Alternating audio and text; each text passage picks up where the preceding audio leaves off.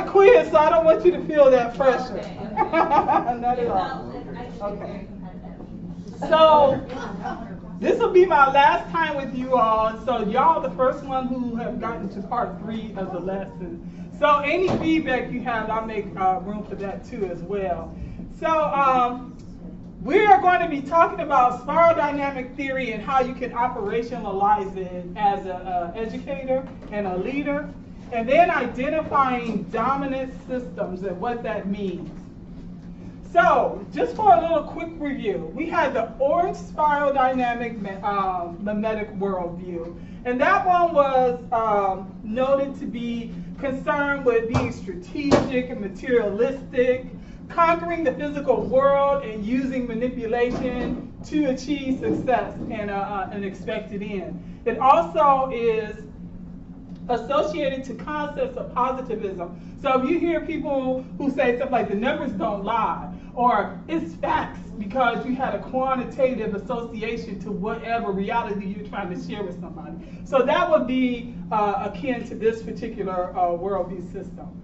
The next one that we had was that green spiral dynamic theory construct. And it talked about a more humanistic, ecosystem conscious worldview. And I call this one neo-modernity. And so this one talks about living in consensus mode with other people, and it's less individualistic, it's more collectivist. Because remember, when we talk about the framework, of course I would give every copy out and not have one for myself. So if we talk about the framework, we have those two sides, right? So the ones with the cooler colors, the green, the blues, the purples, those are our collectivist orientations and constructs. And then the ones on the right are more individualistic. So this would be among those that would be considered collectivists. So the next one we had, moving up the spiral, we're going to tier 2. So if you hold up, somebody hold up your framework. Okay, yeah, thank you. I'll give it back to you when we do the scenarios. So we have this tier 1 level here, and then we have this tier 2 level here. So the yellow represents the first stage of the tier 2 constructs. And again, at this level, you have the capacity to actually look down the spiral and have the ability to look at all of those stages and understand them and can negotiate within them. And this is called the being level, or the higher order thinking levels.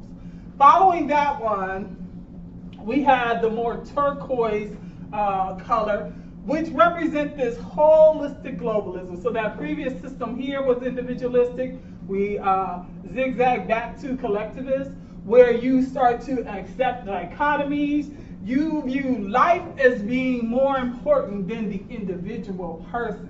So life in and of itself and all its forms is more important than any individual person's life. And so following that stage, you get into what I call the through era of the bioengineering and futurist ideas. And we talked about nanotechnology and those ideas of an amalgamation between human beings and machines where they become one. Artificial intelligence is privileged in this stage. And again, the coral color is on the side of the framework that more representative of the individualistic mind frame. But all of these tier 2 levels, starting from yellow up, have the capacity, according to the theory and what I've seen so far, to be able to look down the spiral and identify those other ways of thinking. And then the last stage, I decided to go ahead and name it. I haven't seen any literature that named it, so in my next publication, I'm going to put forth this construct as being the integral wisdom and human insight level. Again, it falls on the more collectivist side of the framework, but it realizes, unlike the previous worldview, that there are certain capacities that human beings possess that are hard for machines to mimic. Empathy, wisdom, compassion. Those typically, as we know it, are not components of artificial intelligence and robotics. Although I do believe there are some people who want to figure out how to mimic that as well. So those are just the reviews I wanted to go over with the constructs I talked about with you earlier. And remember, the framework moves from simplistic to more complex, higher order thinking. I just want to remind you all of that. And so let's talk about horizontal conflicts. So what the data has shown and what the research that I've done so far shows that you have the biggest conflict between directly horizontal systems. So part of that may be the fact that the orientation is more individualist and collectivist, but also a part of it may be that one person at some point has a more expanded view of the world. So that person operating at this red domination force oriented worldview would have what would be considered a more simplistic way of problem solving and negotiating the world than this person who would be in this blue construct. And so most of the time when we have human conflict or we experience problems in life is because someone doesn't agree with the way that we see things. In addition to that, we gain new insights that are disruptive for us. And those new insights are going to require that we change. And so in order to change, we need to be in a position to change. Because according to spiral dynamic theory, change is not inevitable. And I'll go a little bit into that when I talk about change dynamics. So what I wanted to do is just take one slice of the framework and go a little bit deeper with one particular construct. And what I'm going to share with you next is relevant to each one of them. So here you have a orange meta-construct, what I like to call the orange meta-construct of the framework. And we know this one is oriented toward being strategic, manipulative, and it's individualistic. So each color-coded meta-construct attracts these little content-rich micro memes.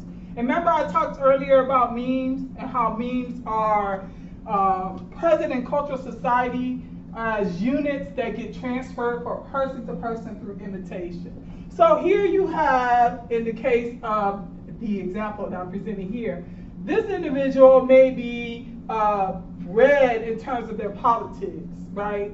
My guy's gotta win, your guy sucks. I don't have any support for that. But then they might be blue in terms of music, or they might be orange in terms of their lifestyle. You know, they want to show everybody, hey, I'm doing well, I'm successful, look at all the things that I have.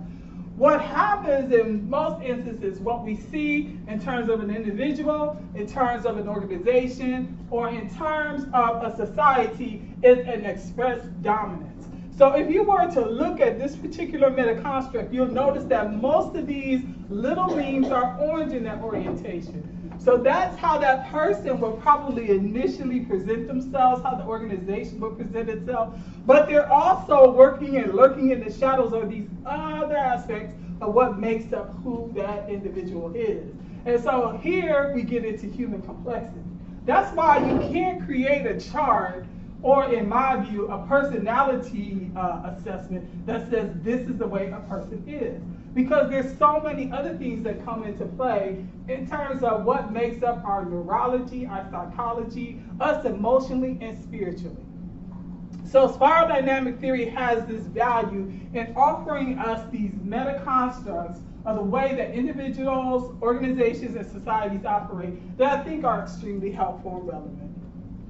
So again, each one of the framework colors is a particular worldview and meta-construct, and it's organized with an orientation toward a dominant worldview. So if I was to reproduce this for green, you might see most of those little areas that are orange there, that person would be green.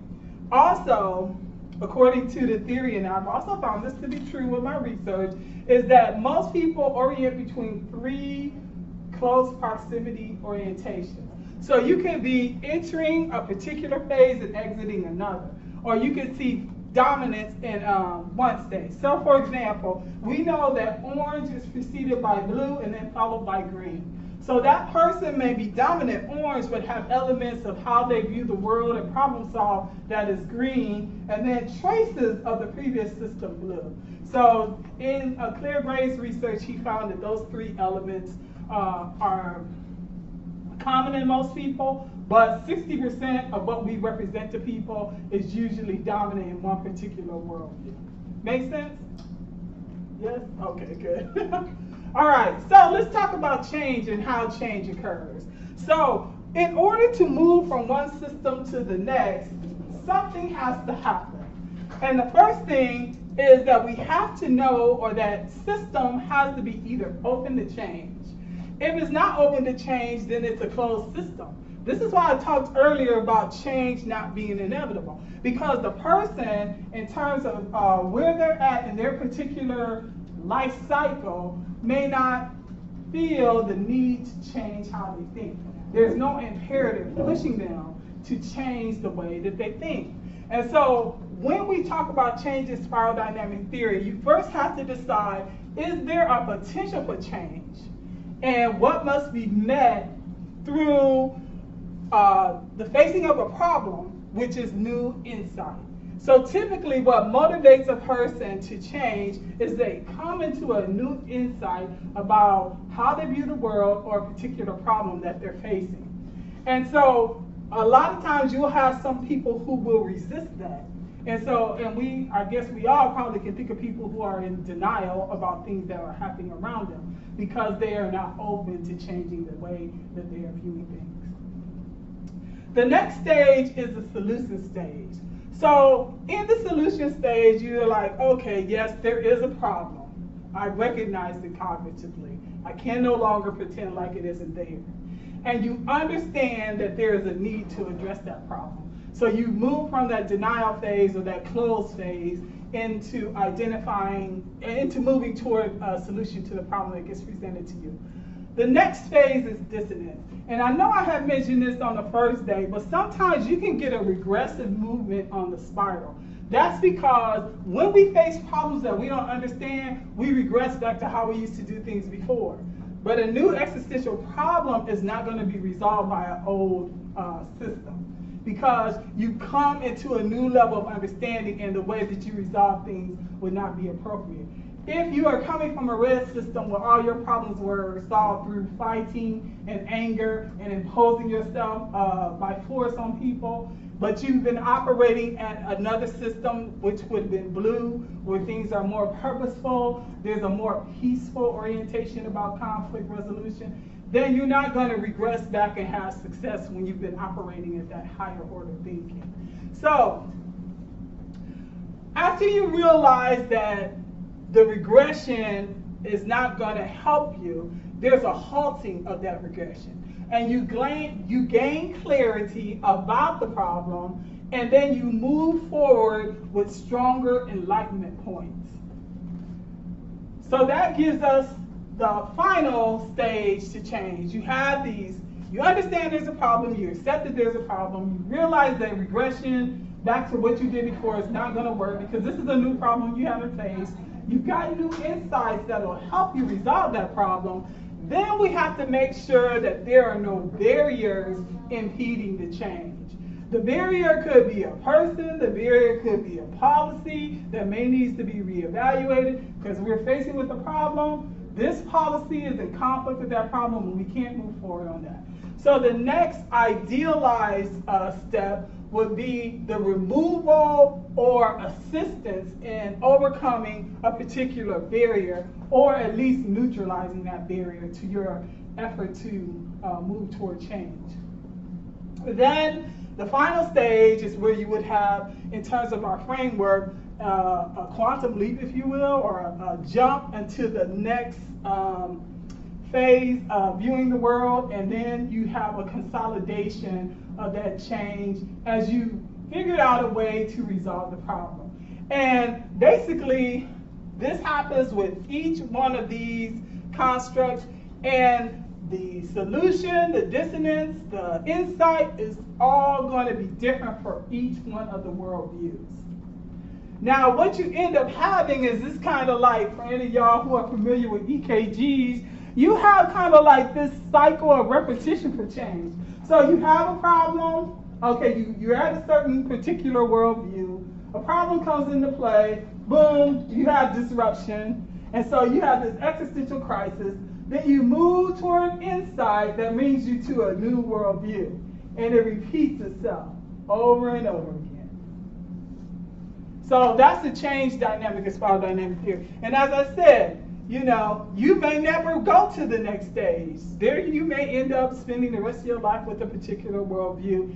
And it's up to you, considering the context of the individual or the society that you're operating in, if that's going to be something that you can live with. So now I want to get into our critical small group scenario. So probably 3 people per group. So I created these vignettes. I don't like this scenario where they're like, hey, you're not raising your daughter. Yeah, we have carnivals. She's like purple. It's about dress up as characters.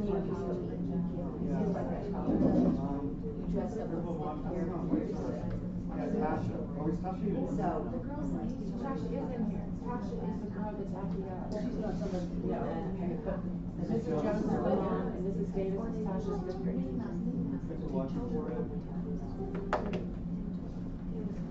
She said, we all just get along fine and cover because that's what this was doing. But I think her, what do you call it? Green. Her solution set is way better. Alrighty. So in our next scenario, y'all ready? What did you think about Mrs. Jones? Oh, gray, brown, beige. Beige? No. Purple. Okay. Purple. Anybody else have any thoughts on Miss Jones? Oh, you're right. Purple. What were you guys thought about Mrs. Jones? Oh, what? Blue and purple.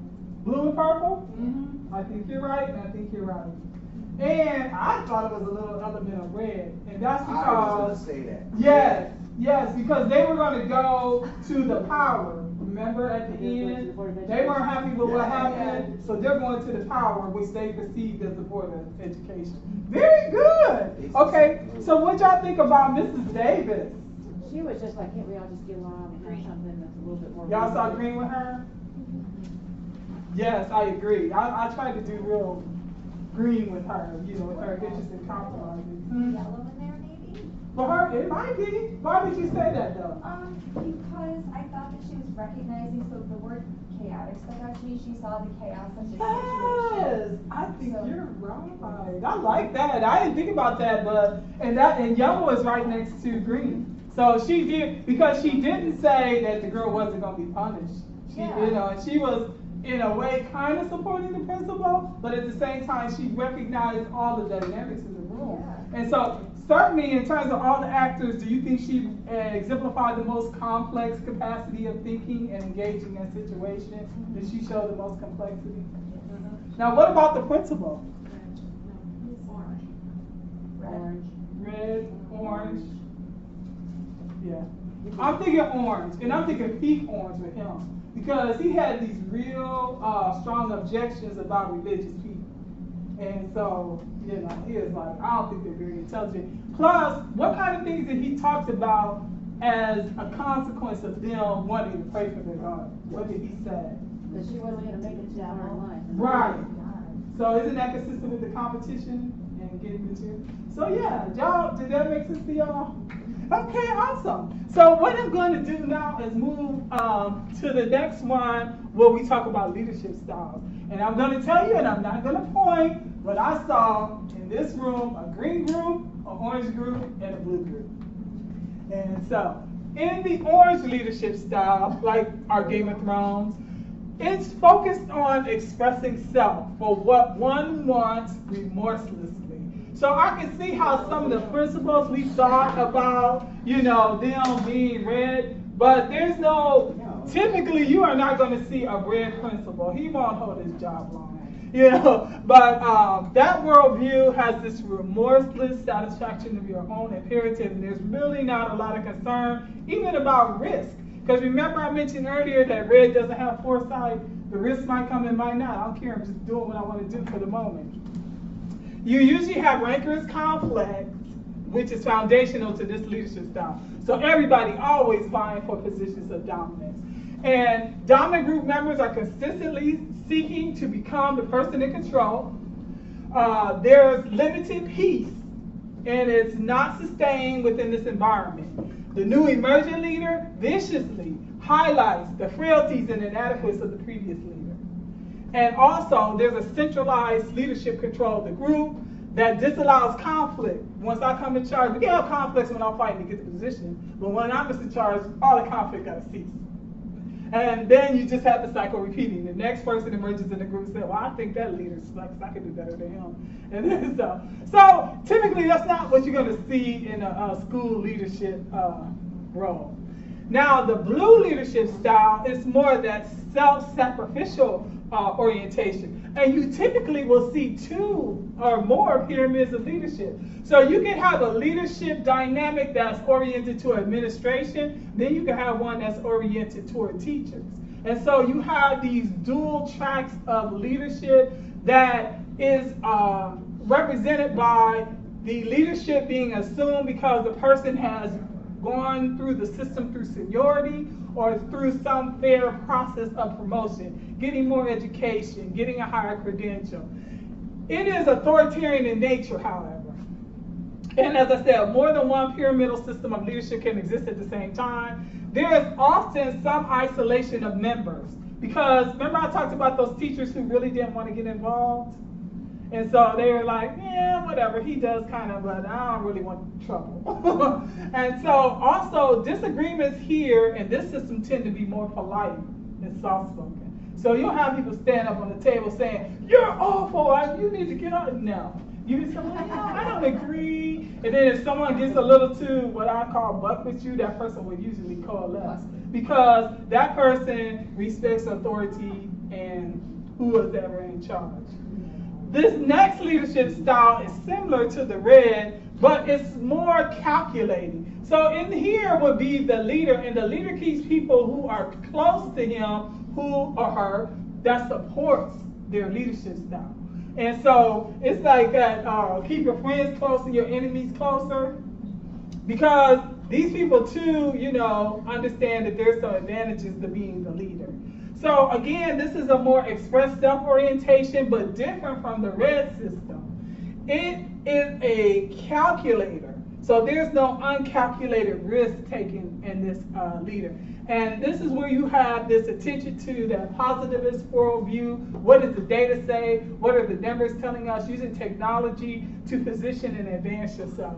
The centralized power figure actively controls all the others and determines how much, where the delegation occurs, and who has access to him or her. So the next one is the green system. And this one's really interesting because you see this little dotted line here. This is where everybody starts, right? So you have this big group of people, and then they start to decentralize because of peer group associations, or people want to work on little problems in their own little subgroups. So here you have the sacrifice self for approval, hence you have reward now and problem resolution now. In the blue system, you sacrifice for reward later. But green says, I'm going to sacrifice, but I want to see the outcome of that sacrifice immediately. You have a single person leadership is avoided in this model and given only by assignment from the group. So there exists more than one flat type of organizing membership among the group, and it's often based on previous acquaintances and relationships. So some of you guys formed your groups here today because maybe you kind of know somebody better than another person, or you relate to them more. So that kind of movement you'll see in the green kind of orientation. And so there is a respect for authority, but it's authority that the group has validated. And the group has agreed, yes, this person is the leader. Now this one is similar but a little bit different. And I found that when I looked at the model of how Microsoft worked under Steve Jobs, they were very much like that. So here you have an express self with consideration that it's not at the expense of others. So in this system, you organize through an emergence and revolving leadership that is agreed upon after lively discussion and engagement of ideas. What's important about this system is that the leadership will change based upon whoever has the best idea or knowledge that's offered. Infighting is encouraged because that's where that individualism element comes in. So the infighting is encouraged because you want to encourage people to be creative. You want people to get their ideas out there. And what's different is that you don't get penalized for having a failed idea. You don't get ostracized for coming up with an idea. Nobody goes, oh, that sucks, that's dumb. Most people are like, yeah, tell us what you think. Yeah, well, let's try that. And then if it doesn't work, the person may be like, oh, I said, don't worry about it, just try it again later. So that's the kind of orientation that you have here. There's this complex and rational leadership style where the most efficient problem solver advances, and it can change a lot. So that's pretty much the end of my presentation. I want to remind you all to take my survey, and if you have friends who self-identify as Black and have lived the majority of their time here in the United States, please pick up a flyer. I have some here. And I just wanted to close out saying that spiral dynamics is a very powerful theory, and I think it does a good job of connecting us to evolving cultural change. And here are my references if you want to check some of this stuff out later. And you're welcome. You're welcome. I hope y'all enjoyed that. It's kind of hard getting all of this stuff into 3 days because I really see this as a whole semester class I can teach. But hopefully I gave you some foundational stuff. And now when you start meeting people, you're going to start thinking, oh, that person has a blue worldview. What color are you? I don't like to say, but I feel like I'm more yellow turquoise.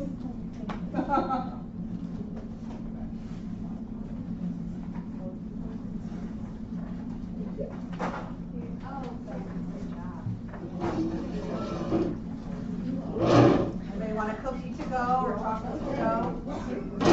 Excuse me, Yes. were we the orange?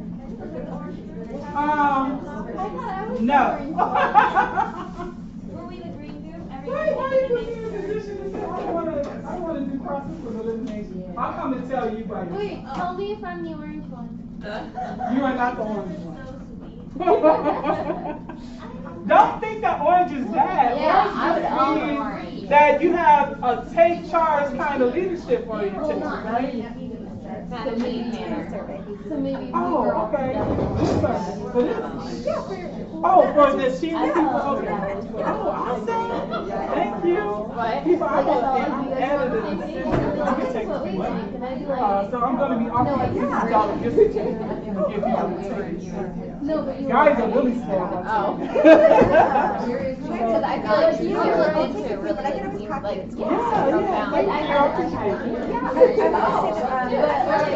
But both times that I was like, no, you're like both times together, right? And it was like familiarity with her. Yeah. You know, she's always one that like is her job like fellowship research on this.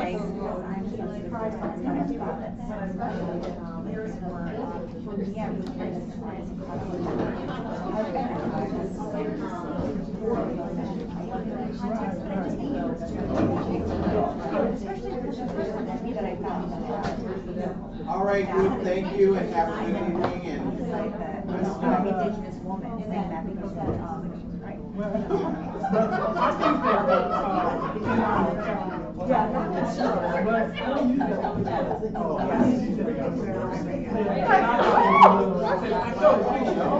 Our group, remember next week is spring break.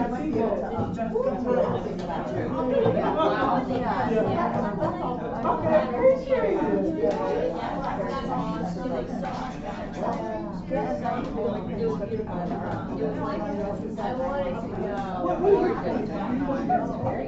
Okay, good. I'm not hard because I'm in here because I used it. But I think I can do a whole article just on this. Keep on going. Oh, what is it? We didn't know what you did. I was doing Showed all of them. When I go there, I just Which